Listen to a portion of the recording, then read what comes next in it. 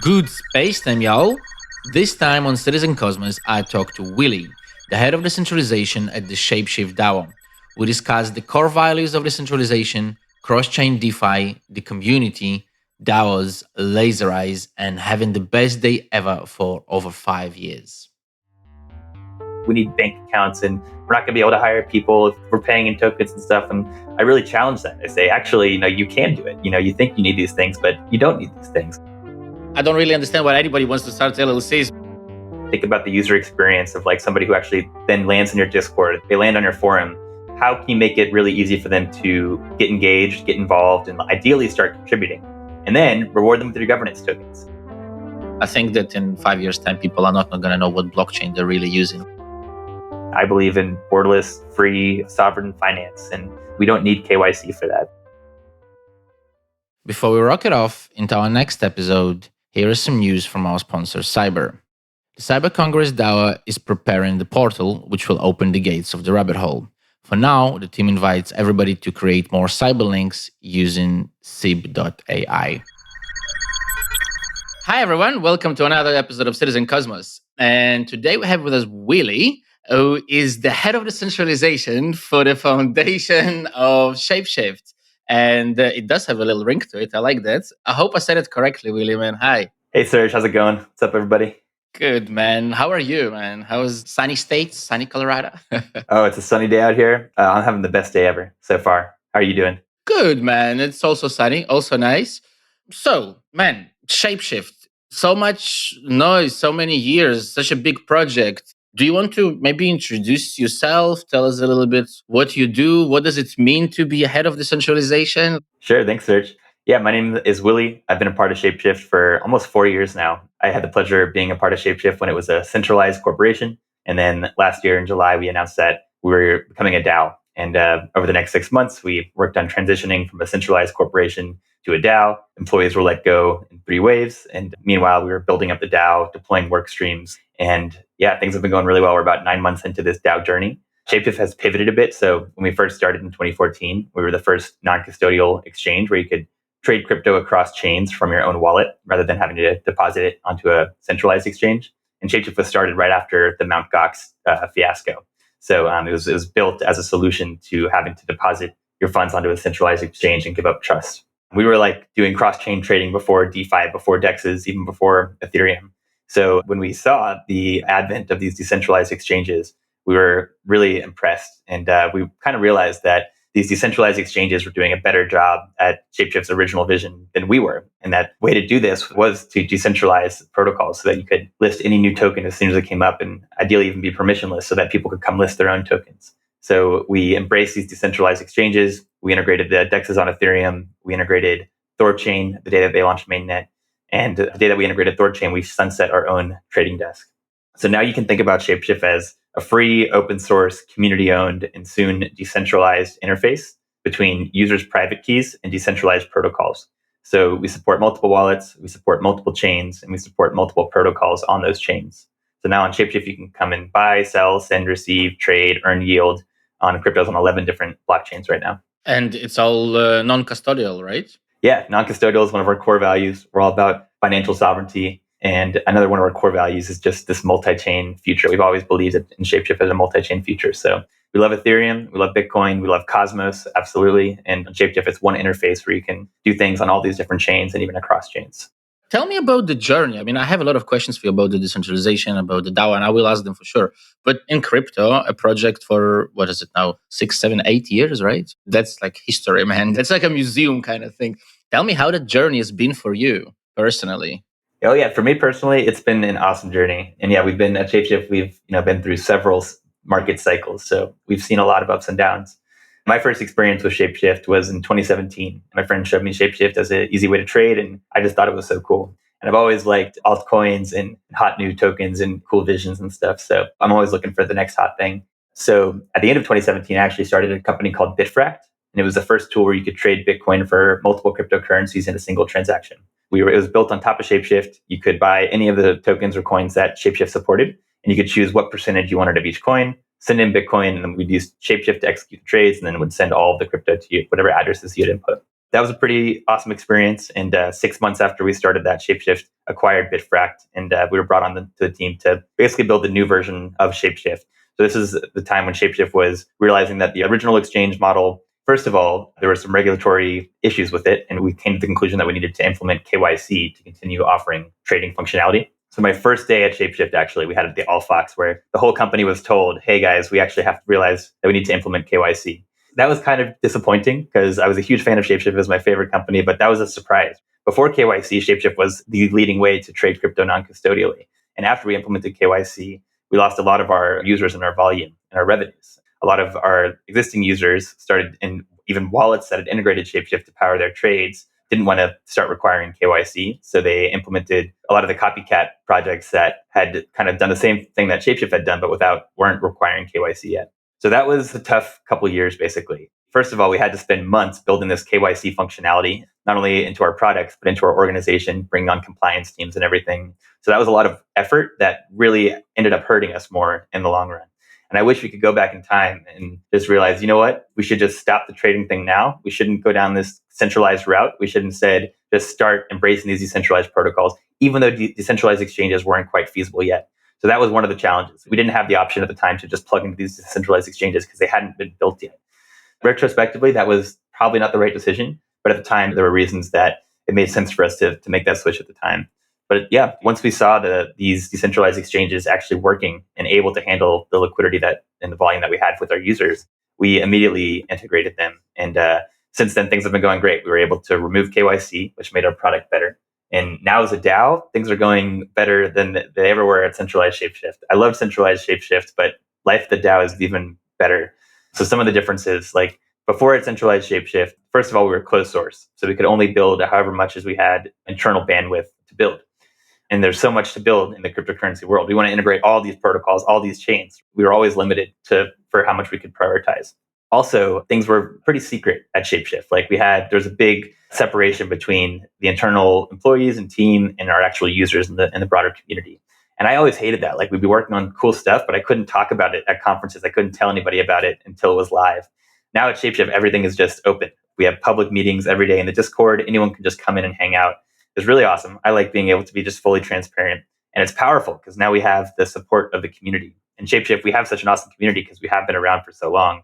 We're a recognizable brand. And so I don't know if you got an airdrop, but when we launched the DAO, we airdropped to 1 million past users. And it was really awesome. Anyone who had ever traded on ShapeShift with an Ethereum address, so we knew which address to airdrop tokens to, got some Fox. And a ton of them came into the community. And that's one of my favorite parts about the DAO is just the awesome power of the community. Builders all around the world coordinating every day and coming up with cool ideas, sharing their unique perspectives and stuff to achieve this vision. And we're now moving faster towards this vision. We're spending less than we did at a centralized company. We're earning more revenues.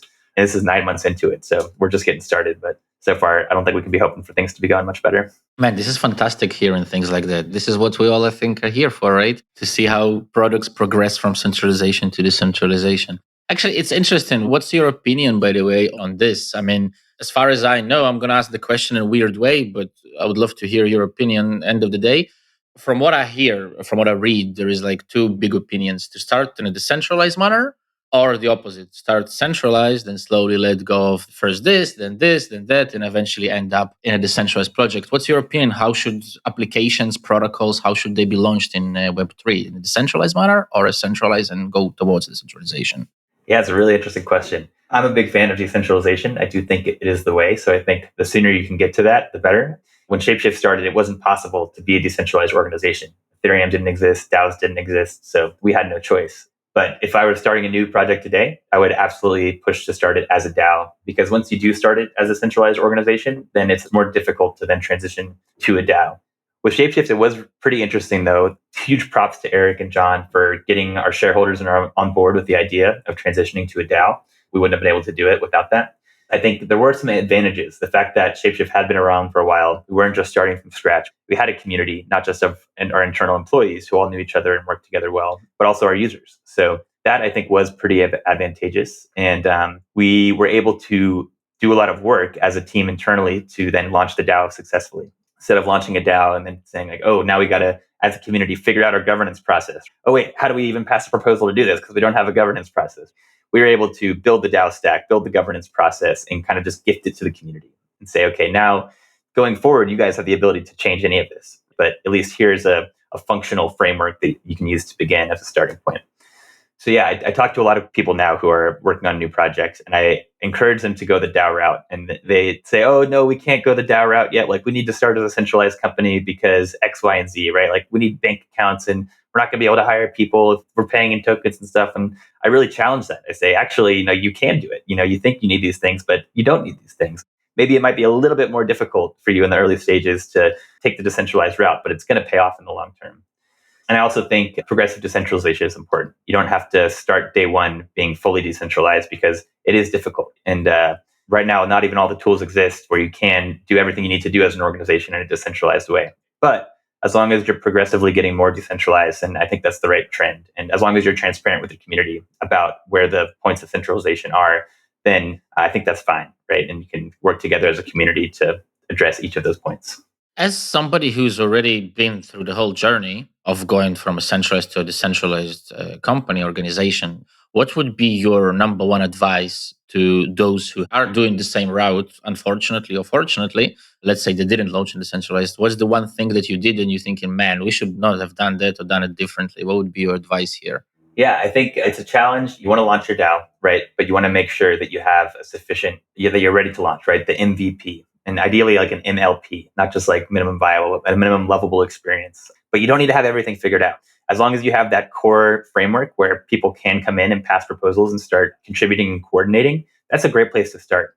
And once you have that, I think the most important things are you need some dank memes, basically. You need to make it really clear what your DAO is about and why anybody who hears about your DAO should be interested, why they might want to get involved. How can you distill that into a really clear mission like Gitcoin, funding open source public goods? Giveth, building the future of giving. ShapeShift, it's like the one-stop shop for cross-chain DeFi. I think we still need to work on like that meme so it's catchy. But from that, we can have all the actual cartoons and pictures and funny stuff that go viral and capture people's attention. But that's so valuable because the DAO, it's all about the community. And so you need to start building that community. And that was when I've also had experience working with Giveth. And that was amazing to see unfold in real life because Giveth is, we're building the future of giving. And if you're in the crypto space and you want to contribute to that, you care about impact DAOs and philanthropy, then Giveth is a great community to come join. And it was amazing just to see people all around the world just come join the community and say, hey, I believe I share the same vision that you guys do. I believe in this mission. How can I help? And it's so powerful. So you need to make it really clear to somebody why they would want to get involved with your community and then make it easy for them to onboard. Think about the user experience of like somebody who actually then lands in your Discord, they land on your forum. How can you make it really easy for them to get engaged, get involved, and ideally start contributing?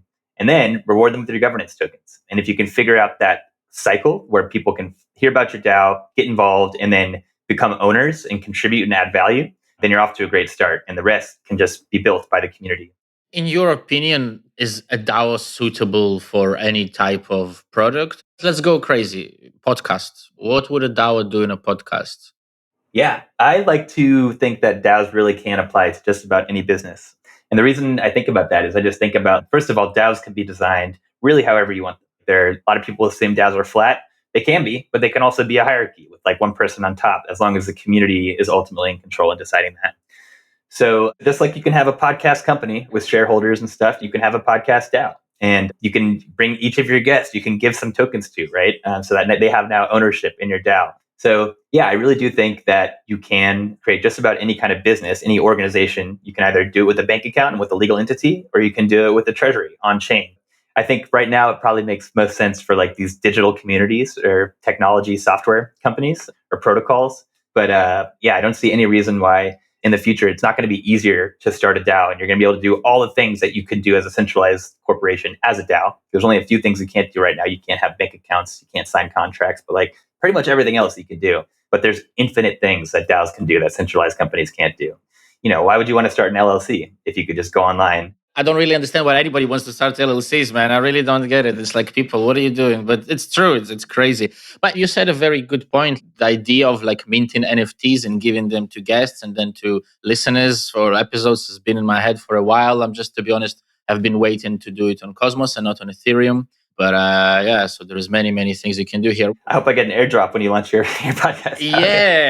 Yes, for sure. I think we're going to do everyone. So I have a slightly different question for you. What is, in your opinion, the future of DAOs? Where are we heading? How are they going to look in 5-10 years time? Is it still going to be as it today? Is it going to be a different architecture? What do you think? I think we have barely begun to scratch the surface of like what's possible with DAOs, and you can just see like where DAOs are today versus where they were a year ago and 2 years ago. They've come so far, and they're still continuing to innovate. And now the pace of innovation is accelerating because there's all these real DAOs that need solutions, and so there's huge opportunity for entrepreneurs to come build these solutions. DAOs in 5 years, I think, it's hard to even imagine what they could look like. I just saw a brilliant idea yesterday on Twitter for improving the governance process, making it more like GitHub, where people can put comments on different verbiage in the proposal, suggest changes, suggest different ideas, and then people can comment on the suggestions, and the proposal creator can merge it, or you can fork a proposal. That's a really cool idea. Yeah, it blew my mind. I'm like, that makes so much sense. I'm like, why hadn't we thought about that yet, right? So yeah, I think we're just getting started, and I think big bet that we're making at ShapeShift is that these things right now that you can't yet do as a DAO, like have bank accounts and sign contracts, we are making the bet that these problems will be solved in the coming years. So the foundation, our goal is in 4 years to dissolve ourselves. And we will do that once ShapeShift is completely decentralized. There's no need for a legal entity. There's no central points of failure. So our mission is to remove all the central points of failures, replace them with decentralized alternatives so that we can dissolve ourselves and pass complete control over to the Fox token community. It's interesting. You mentioned values goals a lot. And I don't know if you ever listened to any of the previous episodes, but our focus mainly in the podcast is on values and on motivation. I got the ShapeShift values right here. Yeah. That's beautiful. Yeah. For everybody who cannot see, Willy's got nice ShapeShift values leaflet, I would say, right? This is what is it. But this is my question. You mentioned it so much that I still haven't even asked, because usually I'm the one to ask about that, but it's great that you bring it up. First of all, I don't know if you know, but if you do know, what was the original motivation that ShapeShift was created? And the second part of the question, what is the big goal, or let's say not value, but the goal and the motivation of the DAO right now? Is it still, by the way, aligned with the original thing, or is it completely changed? And how did it progress, if it did?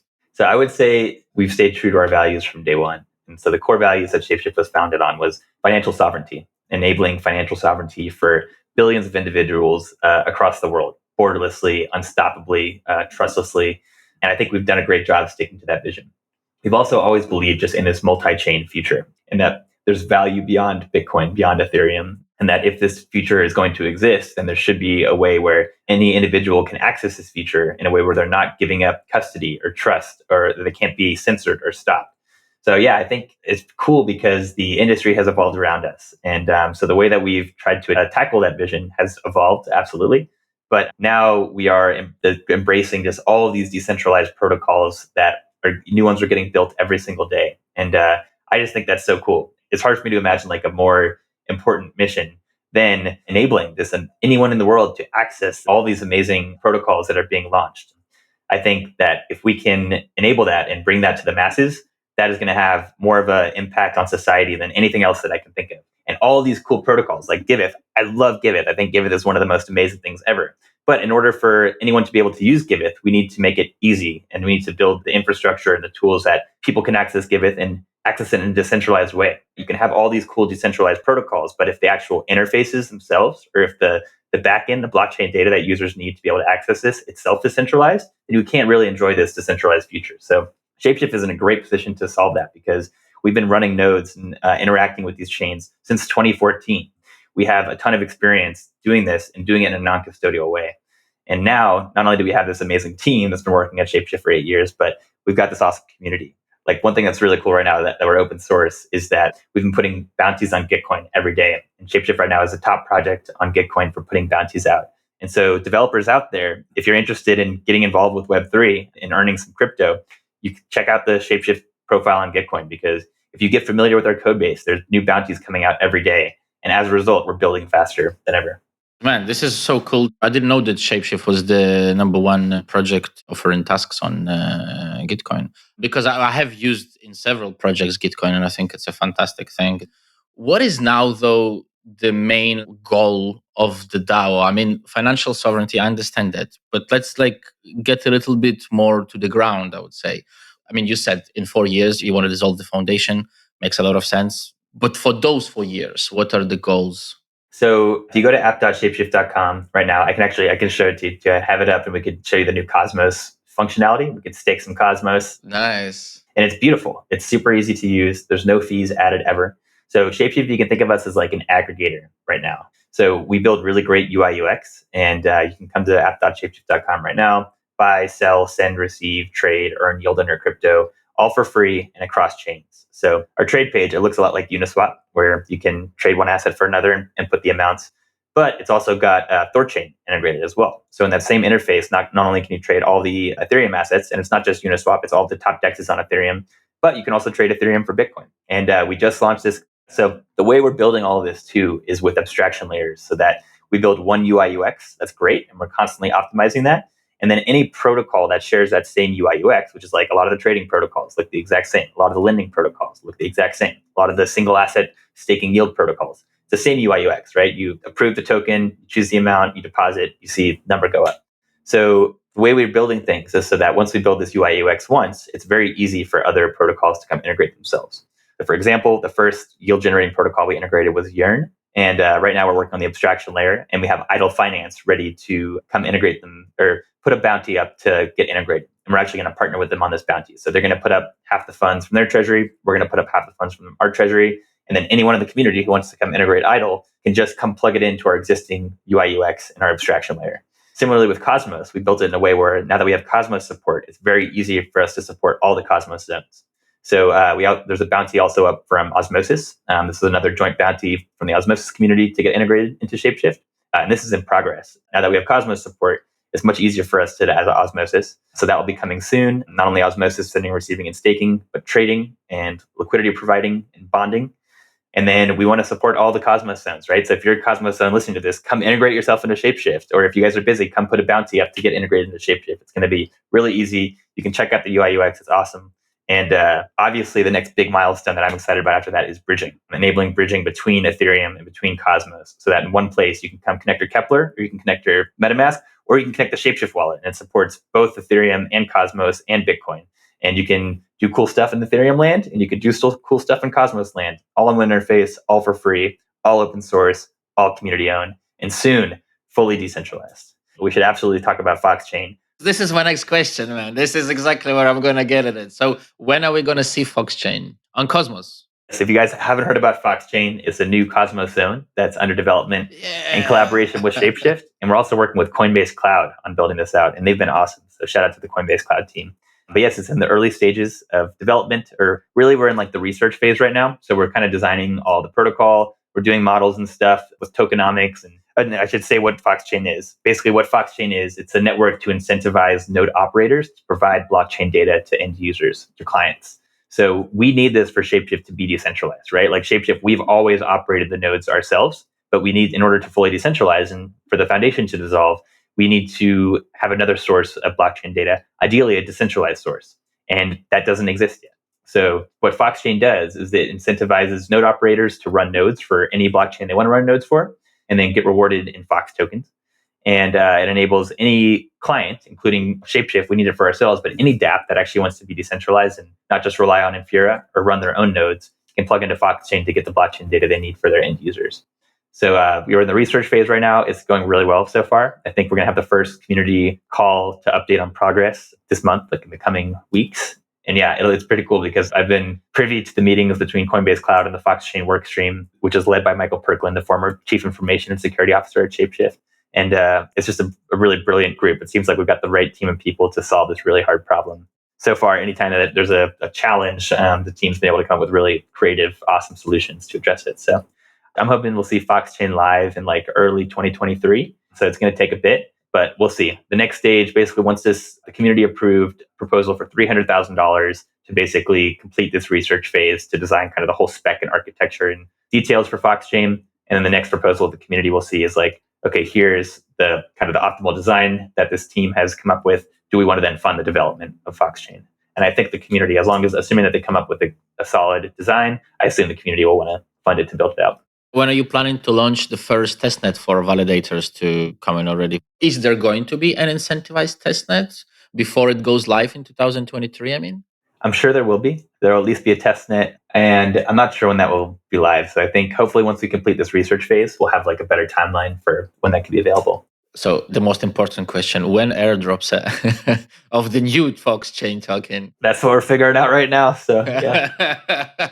I see. So basically, is there any alpha here? Should people go and buy more Fox tokens now of the Ethereum to get more airdrop in the future, or no? I think I'm not supposed to say anything about that. I know you're not, but I have to ask. Nice try though, right? Maybe you kind of shit, I forgot, and then said everything. I'm joking. Man, but I'm looking forward to that because I've heard in several places already, like this mentioned. I mean, the more IBC change, the better. So I have a slightly controversial question, and I'm going to make it up. So this is a made up story.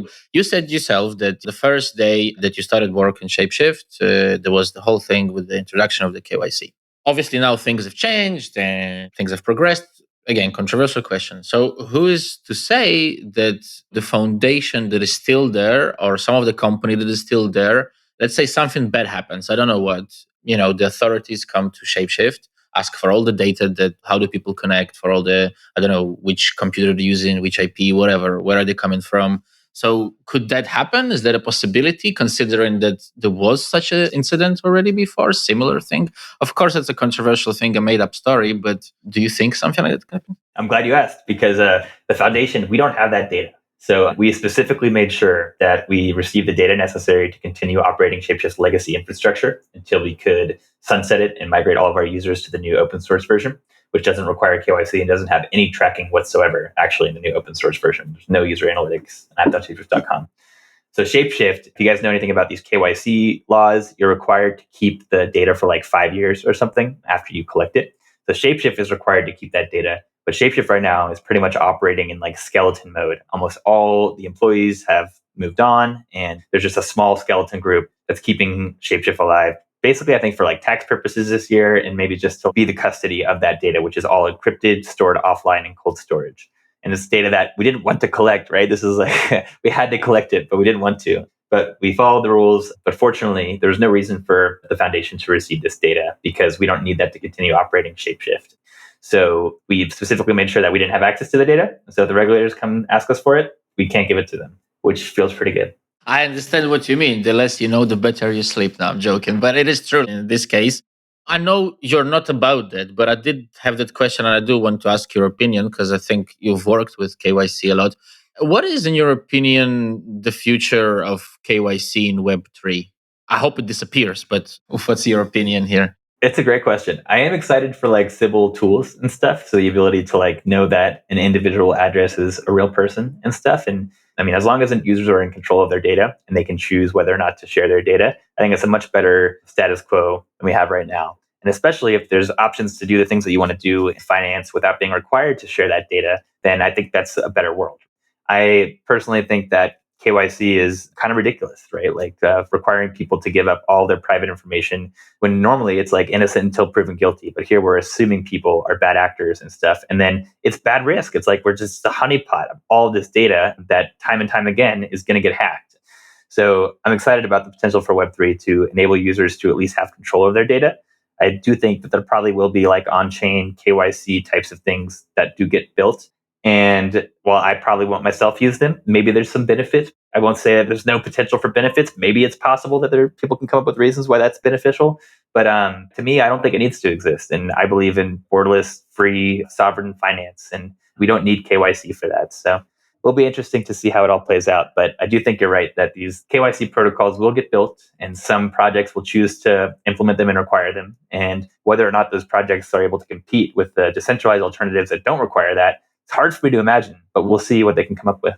For sure. Because I don't want to like say something I'm going to get wrong, but I read on Twitter the other day something about Tornado Cash, and somehow they managed to track users that come from Russia or something like that. And to be honest, I think it's wrong. I think this is as wrong as it gets. Like it's a privacy app, and suddenly you guys are like, wow, I mean, come on.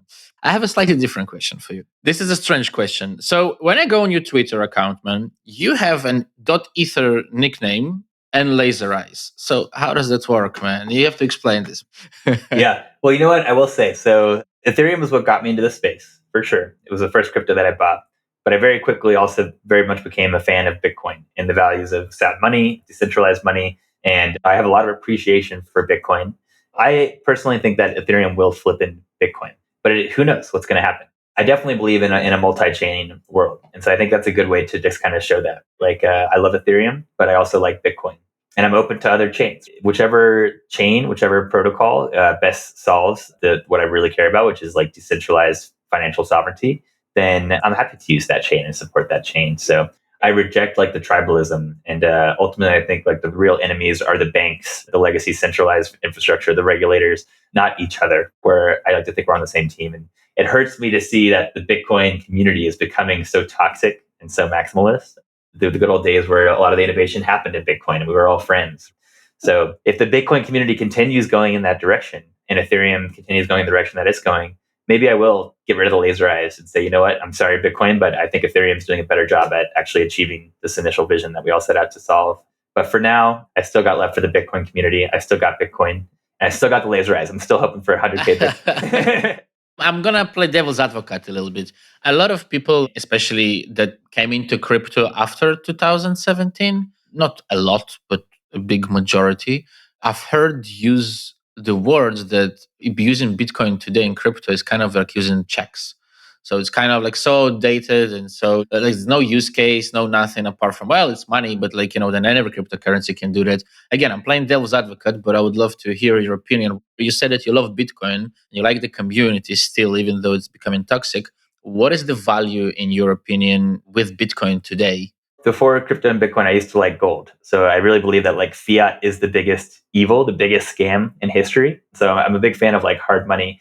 And I think Bitcoin has done a great job at solving that. However, I think it's possible that Ethereum is going to do an even better job. You're right. There's not a lot you can do with your Bitcoin right now. And I see the transaction fees that Bitcoin is generating right now. And I see how much it's costing to secure the network and the block reward going down. And right now, it's not clear if Bitcoin's actual model is going to be sustainable. And that value that it has right now, its biggest utility, I would say, is hard money. And it's sound money, but Ethereum can't be ultra sound money. Like on Ethereum, not only can you do anything, right, and have all of these decentralized finance protocols that add a lot of value and that people are paying a lot to use because it's worth it, but Ethereum can also be money. If you can have hard money that has utility that people are willing to pay for, and have a monetary model where it's actually deflationary but still sustainable, then that could actually be better than at being sound money than Bitcoin. So I'm open to that for sure. But right now, Bitcoin has a lot of liquidity, and it can still enable people to have financial sovereignty and to hold their own money and to send it to anyone around the world unstoppably. And so that's still very valuable. I still think that's super freaking cool. And I appreciate everything that Bitcoin has done to enable what Ethereum and these other blockchains are doing now. For starting I don't even know how to say it, the circus back in 2009, for sure. I mean, that's one of the biggest thing it did. I mean, but still, it's hard to understand. I mean, I came into crypto in 2011, roughly. And yeah, Bitcoin for me was a mind blowing thing. And it took me years to understand what the hell is going on, to be honest. Today, I guess I'm a bit less enthusiastic than you on Bitcoin, especially with all the toxicity. I actually got rid of my laser eyes a couple days ago. A new picture. That was the way I did it, because I didn't want to just do the same picture with no laser eyes. But I'm like, I got a new headshot. Might as well switch it out. I was thinking about that too, just what people think who are Ethereum maximalists. They're done with Bitcoin and stuff like that. I don't want my credibility to be hurt when they look at my profile and they're like, oh, this guy, he thinks he understands Ethereum, but he's still got the laser eyes and stuff. And I totally hear you. And it's a shame to see what has happened to Bitcoin, and that all the innovation has really left, because I am a futurist and I like innovation. And Bitcoin's kind of boring these days. So I do think Bitcoin really needs to be worried, I think, because if Ethereum can be better at being the sound money, which right now they're on track to achieve, the merge goes through and everything goes according to plan, like I think Ethereum is going to be better sound money than Bitcoin.